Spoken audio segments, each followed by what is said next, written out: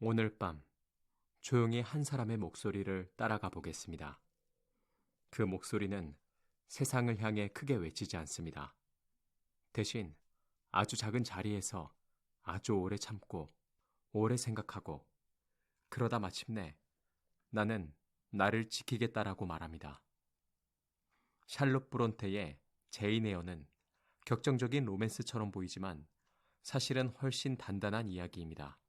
사랑을 얻는 이야기라기보다 사랑이 오기 전부터 이미 한 사람 안에 있던 존엄과 양심, 그리고 스스로를 버리지 않으려는 결심이 어떻게 자라나는지 보여주는 이야기입니다. 오늘의 낭독은 제인이라는 한 사람이 어떤 방식으로 상처를 견디고 선택을 내리고 결국 자기 삶의 주인이 되는지 그 긴 호흡을 따라가겠습니다. 창밖이 조용한 밤, 마음속 소음도 함께 낮아질 때 이 이야기는 더 선명하게 들릴지도 모릅니다. 잠시 숨을 고르고 시작하겠습니다. 제인의 시작은 부재입니다. 부모가 없고 보호자가 없고 따뜻한 말이 없습니다. 그녀가 자라는 게이츠 헤드라는 집은 물질적으로는 부족하지 않지만 정서적으로는 아주 차갑습니다. 제인은 친척인 리드 부인의 집에서 살아갑니다. 하지만 함께 산다라는 말이 주는 안정은 없습니다. 그 집의 아이들, 특히 사촌 존 리드는 제인을 괴롭히는데 거리낌이 없습니다.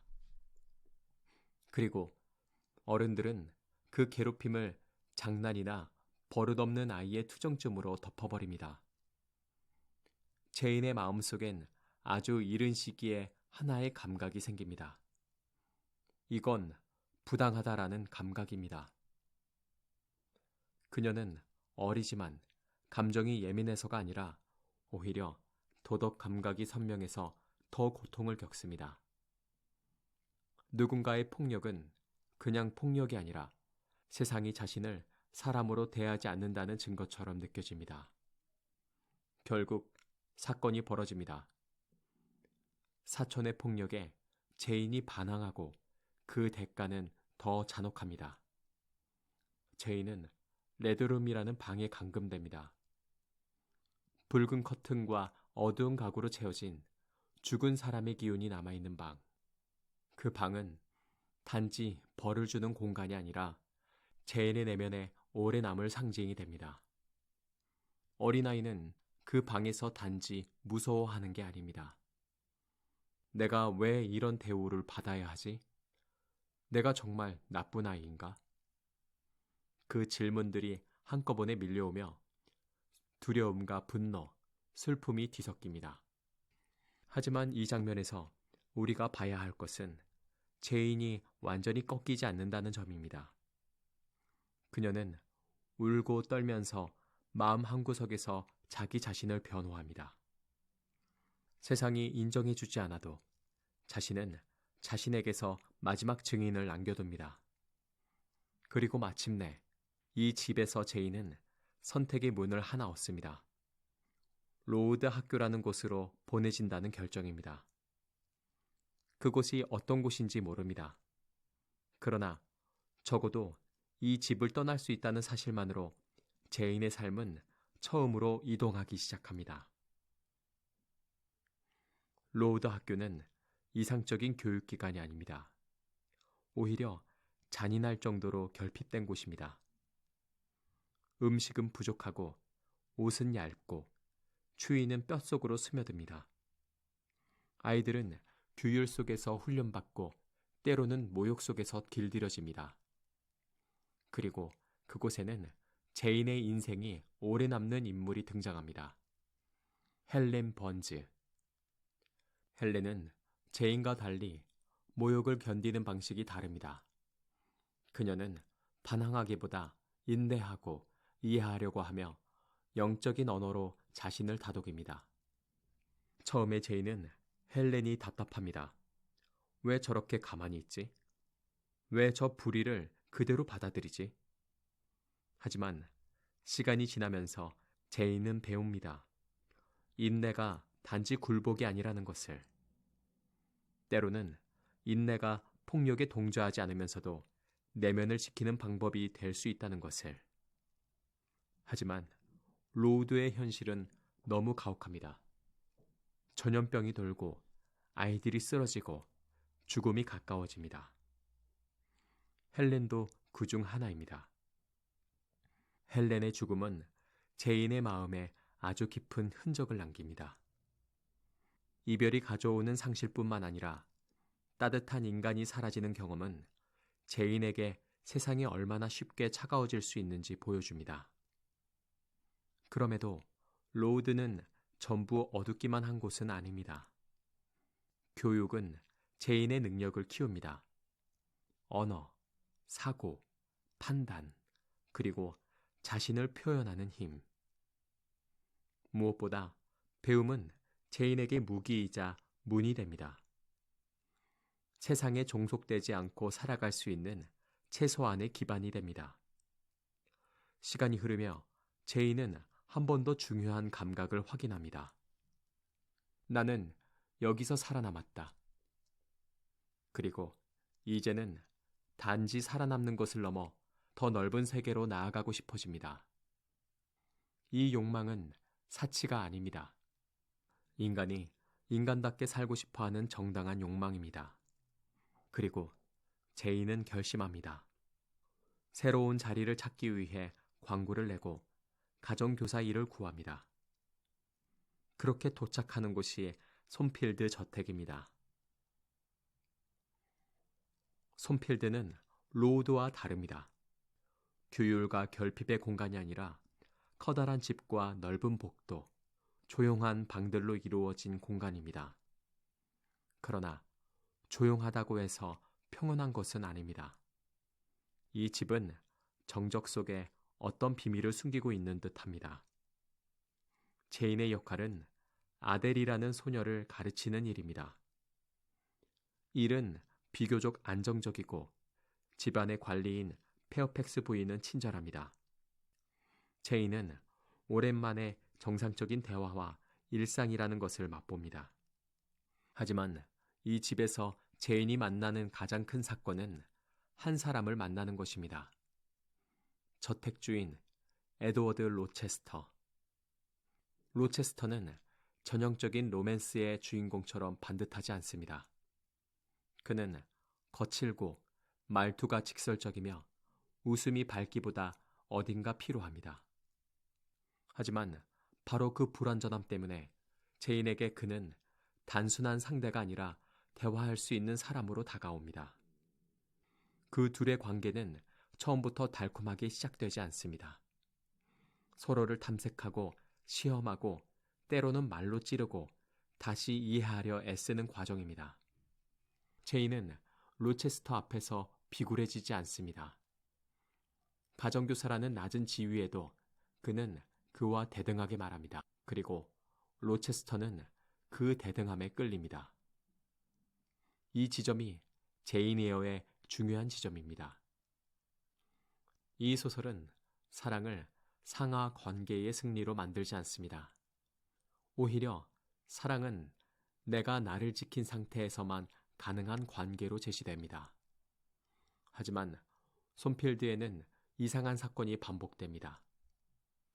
밤중에 들리는 웃음소리, 복도의 낯선 기척, 분명히 누군가가 존재하는데 설명되지 않는 그림자.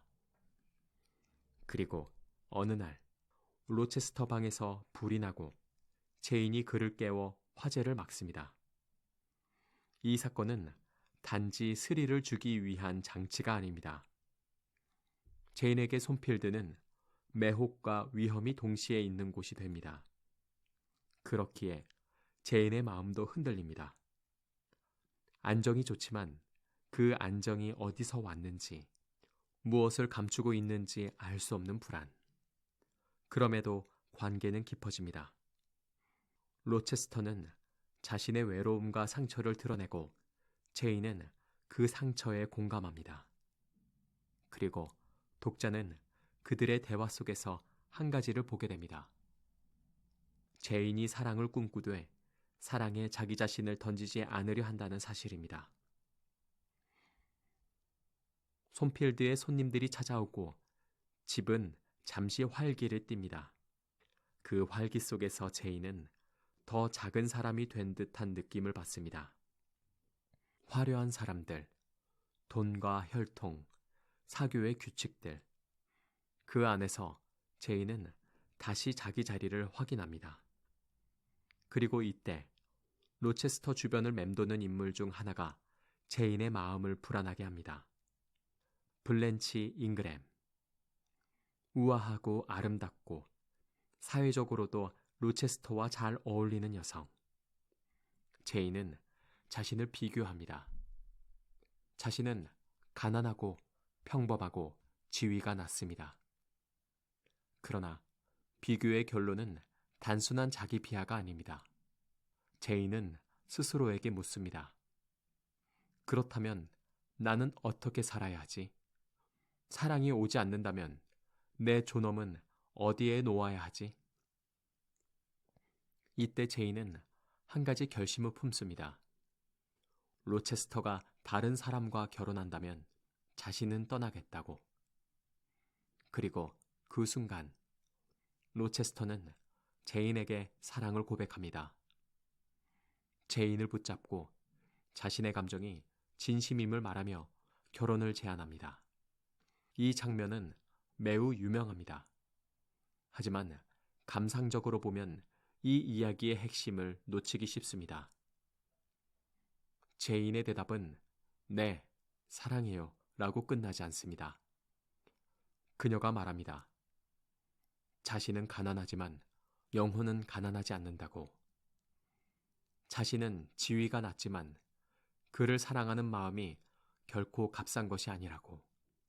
그리고 그 사랑은 자기 자신을 버리는 방식이 아니라 자기 자신을 지킨 채로 서는 사랑이라고. 밤 낭독으로 이 장면을 읽을 때 저는 이렇게 들립니다. 뜨거운 고백보다 더 뜨거운 것은 제인이 자신을 지키는 선언이라는 사실이요. 그 선언이 있기에 이 사랑은 단순한 로맨스가 아니라 한 사람의 자립이 됩니다. 하지만 약속이 생기면 시험도 생깁니다. 결혼식 날 모든 것이 무너지는 폭로가 일어납니다. 결혼식이 진행되려는 순간 한 남자가 이 일을 제기합니다. 로체스터는 이미 결혼한 사람이라고. 아내가 살아있다고. 솜필드의 비밀은 저택의 다락방에 숨겨져 있었습니다. 로체스터의 아내, 버사 메이슨.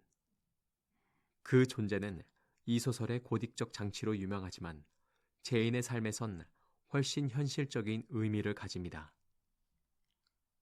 제인은 단지 충격을 받는 것이 아닙니다. 그녀는 즉시 도덕의 문제를 마주합니다. 로체스터가 아무리 진심으로 자신을 사랑한다 해도 그 사랑이 타인의 삶을 짓밟는 방식으로 성립될 수는 없습니다. 로체스터는 변명하고 설명합니다. 자신은 속았고 불행하고 아내는 정신적으로 무너졌고 그 결혼은 사실상 죽은 것이나 다름없다고. 독자는 이 설명에 흔들릴 수도 있습니다. 제인도 흔들립니다. 제인은 로체스터를 사랑합니다. 그리고 사랑은 인간을 약하게 만듭니다. 사랑은 그럴 수도 있지라고 말하게 만듭니다. 그러나 제인은 결국 자신에게 묻습니다. 내가 여기 남는다면 나는 누구의 사람이 되는가? 내가 나를 버리고 그를 택한다면 그건 사랑인가 자기 파괴인가? 제인은 결단합니다. 떠나기로. 이 장면에서 제인의 위대함은 도덕적으로 옳아서가 아닙니다. 그녀가 떠나는 것은 단지 규범을 지키기 위해서가 아니라 자기 자신을 지키기 위해서입니다. 그녀는 로체스터와 함께 할 수 있는 쉬운 길을 택하지 않습니다. 쉬운 길은 결국 자신을 무너뜨릴 것임을 알기 때문입니다. 제인은 거의 아무것도 없이 솜필드를 떠납니다. 떠난 뒤 제인은 낭만적으로 자유롭지 않습니다. 그녀의 자유는 굶주림과 추위 속에 있습니다. 돈이 없고 집도 없고 도와줄 사람이 없습니다. 이 부분은 우리가 종종 있는 현실을 보여줍니다. 옳은 선택이 항상 안전한 선택이 아니라는 사실. 제인은 옳은 선택을 했지만 그 대가를 온몸으로 치릅니다. 그러다 제인은 리버스 가족을 만납니다. 다이애나와 메리, 그리고 세인트 존. 그들은 제인을 받아주고 제인은 그들의 집에서 숨을 고릅니다. 그리고 여기서 뜻밖의 반전이 생깁니다. 제인은 자신의 친척 관계를 알게 되고 유산을 상속받습니다. 이 유산은 소설적 편의처럼 보일 수도 있지만 작품의 주제에선 중요한 역할을 합니다. 왜냐하면 돈이 생기면서 제인은 처음으로 완전한 독립된 선택을 할 기반을 갖게 되기 때문입니다. 그녀는 누군가에게 기대지 않아도 되고 사랑 때문에 생존을 걸지 않아도 됩니다. 그 순간부터 제인의 사랑은 더 명확해집니다. 사랑이 필요해서 사랑하는 것이 아니라 사랑하고 싶어서 사랑할 수 있는 조건이 됩니다. 그리고 이 집에서 또 다른 시험이 시작됩니다. 세인트 존 리버스. 세인트 존은 선량하고 근면하고 종교적이며 목적이 분명한 사람입니다. 그는 제인의 지성과 성실함을 높이 평가합니다. 그리고 제인에게 자신의 인생 계획에 동참해 달라고 요청합니다. 그 계획은 선교입니다. 외국으로 나가 거칠고 낯선 환경에서 평생을 헌신하는 삶. 여기서 세인트 존이 상징하는 것은 차가운 의무입니다. 그는 제인에게 말합니다. 이건 고귀한 일이고 당신은 충분히 할 수 있고 당신이 해야 한다고. 하지만 그의 요청에는 중요한 결핍이 있습니다. 사랑이 없습니다. 세인트 존은 제인을 사랑하는 방식으로 결혼하자고 말하지 않습니다. 그는 제인을 동역자로 원하고 도구로 필요로 합니다. 그의 말에는 존중이 있으나 따뜻함이 없습니다. 그의 논리는 제인을 설득하려 하지만 제인의 영혼을 만지지 못합니다. 제인의 내면에서는 또 다른 질문이 자랍니다. 사랑 없는 의무로 살아가도 되는가? 내 삶이 누군가의 목적을 완성하는 부품이 되어도 되는가? 제인은 거절합니다. 세인트 존은 선한 사람일지 모르지만 그 선함이 제인을 살게 하지는 못합니다. 제인에게 삶은 단지 옳은 일을 수행하는 기계가 아니라 영혼이 숨쉬는 공간이어야 합니다. 이 거절은 로체스터를 떠났던 거절과 닮아 있습니다. 상대가 강해서 거절하는 것이 아니라 상대가 옳아 보일수록 더 단단히 거절하는 장면입니다. 자신을 지키기 위해. 그리고 이때 제인은 다시 로체스터를 떠올립니다. 그리움이 아니라 어떤 부름처럼. 제인은 결국 솜필드로 돌아가기로 합니다. 그 이유는 단순히 사랑이 그리워서가 아닙니다. 그녀는 자신이 이제 선택할 수 있는 사람이 되었기 때문에 돌아갑니다. 하지만 솜필드는 예전의 솜필드가 아닙니다. 저택은 불타고 폐허가 되어 있습니다. 그리고 그 불은 다락방의 비밀과 연결되어 있습니다. 버사의 비극적 결말로 인해 모든 것이 무너졌습니다. 로체스터는 몸과 마음이 크게 상했습니다. 시력도 잃고 손도 다치고 예전의 자신감을 잃었습니다. 그는 세상으로부터 고립되어 작은 집에서 살아갑니다. 여기서 사랑의 힘은 뒤집힙니다. 예전에는 로체스터가 주인이었고 제인이 피고용인이었습니다.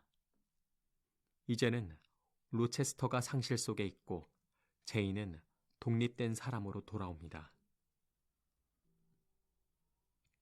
제인은 로체스터를 찾아가며 다시 한번 자기 마음을 확인합니다. 나는 동정 때문에 온 것이 아니다. 나는 나 자신으로, 나의 의지로 왔다. 그리고 로체스터는 두려워합니다. 자신이 이제 제인을 붙잡을 자격이 없다고 느낍니다. 하지만 제인은 말합니다. 자신은 당신의 힘이 아니라 당신이라는 사람을 사랑했고 이제는 어떤 조건도 아닌 자신의 선택으로 이 자리에 있다고. 이때 비로소 두 사람의 사랑은 불균형이 아니라 서로를 망치지 않는 자리로 옮겨옵니다. 제인 에어는 끝에서 해피엔딩의 달콤함을 먼저 내세우지 않습니다. 대신 우리가 오래 듣게 되는 것은 제인이 살아오며 만들어낸 내적 원칙입니다. 첫째, 사랑은 나를 지우는 방식이면 안 됩니다. 둘째, 의무는 나를 죽이는 방식이면 안 됩니다. 셋째, 존엄은 누가 주는 상이 아니라 내가 끝까지 지키는 나의 자리입니다. 제인은 약하고 가난한 고아로 시작합니다. 그러나 이 소설이 보여주는 성장의 핵심은 강해졌다가 아닙니다. 그녀는 처음부터 어떤 감각을 가지고 있었습니다. 부당함을 부당하다고 느끼는 감각, 자신을 사람으로 대해야 한다는 감각, 그리고 그 감각을 끝까지 잃지 않는 방식으로 어른이 됩니다. 그래서 제인의 사랑은 운명의 선물이 아니라 자기 존엄의 결과처럼 보입니다. 그녀는 사랑을 얻기 위해 자신을 포기하지 않았고 자신을 지켰기 때문에 사랑을 감당할 수 있는 사람이 되었습니다. 오늘 밤 이 이야기를 듣고 난 뒤에도 여러분의 마음속에 작은 질문 하나가 남았으면 좋겠습니다. 나는 지금 나를 지키고 있는가? 누군가를 사랑하면서도 혹은 누군가를 돕는다 말하면서도 나는 나를 지우고 있지는 않은가? 이 질문은 날카롭지 않아도 됩니다. 조용히 오래 남아도 됩니다. 그리고 그 질문이 남아있는 동안 우리는 조금 더 제인에 가까워질지도 모르겠습니다. 오늘의 낭독은 여기까지입니다. 우리는 조금 더 제인에 가까워질지도 모르겠습니다. 지금까지 무엇이든 내레이션이었습니다.